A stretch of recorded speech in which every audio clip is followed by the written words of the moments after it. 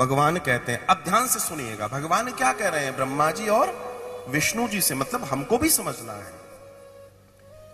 एतत्काले तू यह कुर्यात् पूजां मलंगेरयो कुर्यात् स जगतः कृत्यं स्थिति सर्गादिकं पुमान्। भगवान कह रहे हैं इस समय, अब ध्यान दीजिएगा, इस समय मतलब किस समय की घटना है ये? शिवरात्रि की, जिस समय भगवान प्रकट हुए। तो भगवान कह रहे हैं इस समय अर्थात शिवरात्रि में जो मेरे लिंग आकृति, जो भगवान का लिंग स्वरूप है। अब लिंग स्वरूप क्या है इसको भी समझिए। भगवान का जो निराकार ईश्वर को हम कैसे जाने? ये मूर्ति वूर्ति जो बननी आरंभ हुई, फिर उनका विग्रह, ये तो बहुत समय बाद, ये ज्यादा समय नहीं हुआ। उसके पहले भगवान की जो पूजा थी वो लिंग स्वरूप में थी। लिंग मतलब निराकार, जिसको हम नहीं देख सकते। आकाश जिसका चिन्ह क्या है, तो उसका कोई चिन्ह निर्मित हुआ, उसको लिंग बोलते हैं। न वो पुरुष है न वो स्त्री है, वो लिंग मतलब चिन्ह, चिन्ह को भी लिंग कहा गया है। तो वो कहते हैं कि जो शिवरात्रि में मेरे लिंग आकृति और वैर, वैर मतलब मूर्ति को पूजेगा, वह पुरुष जगत की सृष्टि और पालन आदि कार्य भी करने में सक्षम हो जाएगा। मतलब उसमें इतनी ताकत आ सकती है कि वो सृष्टि का पालन कर सकता है। तो यहां पर बहुत ध्यान दीजिएगा, भगवान कह रहे हैं जो इस रात्रि में, दिन में नहीं, हम दिन में निवृत्त हो जाते हैं, जबकि असल में जो रात्रियां हैं उस रात्रि का महत्व है। उस रात्रि में बैठ के आप जाप करेंगे, पूजन करेंगे, अभिषेक करेंगे, जो भी करेंगे वो अरबों गुना, करोड़ों नहीं अरबों गुना फल देने वाला है। ये रात्रि की महिमा है। जैसे नवरात्रि, हमने सोचा हमने देवी को दोपहर में सुबह पूज लिया, नहीं, वो ठीक है, लेकिन असली पूजा रात्रि की है, ध्यान की, योग की, आदि इत्यादि की। उस ऊर्जा को हम भूल ही गए, हम कुछ और ही करने लगे और हम इस सूत्र को नहीं समझ पाए कि असल में ये होना कैसे था।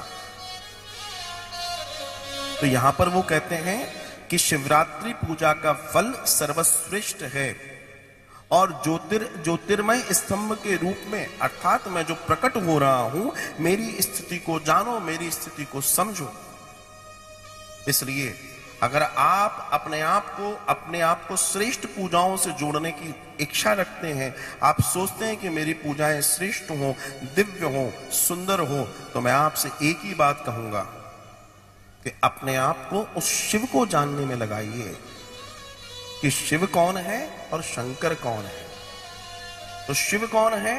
जो लिंग है उसको शिव कहते हैं। जो आप जाते हैं ना बाबा की भी, वहां पर आपने पिंडी देखी है, जिसको आप पिंडी कहते हैं, उसको शिव कहा गया है। और जो मूर्ति है उसको शंकर, महादेव, सदाशिव, जो आप कहना चाहें, जितने नाम आप जानते हैं आप ले सकते हैं।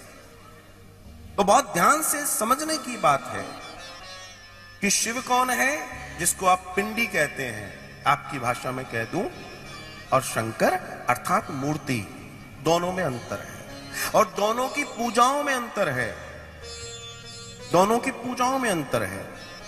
भगवान कहते हैं, जो लोग शिव को विशेष लाभ शिव का लेना चाहते हैं उनके लिए मैं बताने जा रहा हूं। भगवान कहते हैं कि मार्गशीर्ष मास के आर्द्रा नक्षत्र, जो मार्गशीर्ष का महीना होता है, उसमें एक आर्द्रा नक्षत्र आता है। भगवान कह रहे हैं कि जो मार्गशीर्ष माह के आर्द्रा नक्षत्र में मुझे पूजता है, मुझे वो सबसे ज्यादा प्रिय होता है। मतलब शिवरात्रि से भी ज्यादा विशेष बात हो रही है, मुझे वो सबसे ज्यादा प्रिय होता है। और फिर भगवान कह रहे हैं कि उसे प्राप्त फल का वाणी वर्णन मैं नहीं कर सकता। भगवान शिव कह रहे हैं कि जो मार्गशीर्ष मास के आर्द्रा नक्षत्र में मेरा पूजन करता है, उसको जो मिलने वाला है उसका वर्णन तो मैं भी नहीं कर सकता। भगवान इतनी बड़ी बात यहां पर कह रहे हैं। और फिर भगवान कहते हैं लिंग पूजन, अर्थात जो पिंडी का आप पूजन करते हैं, वो सर्वश्रेष्ठ है। वो सर्वश्रेष्ठ है, श्रेष्ठ नहीं, सर्वश्रेष्ठ है।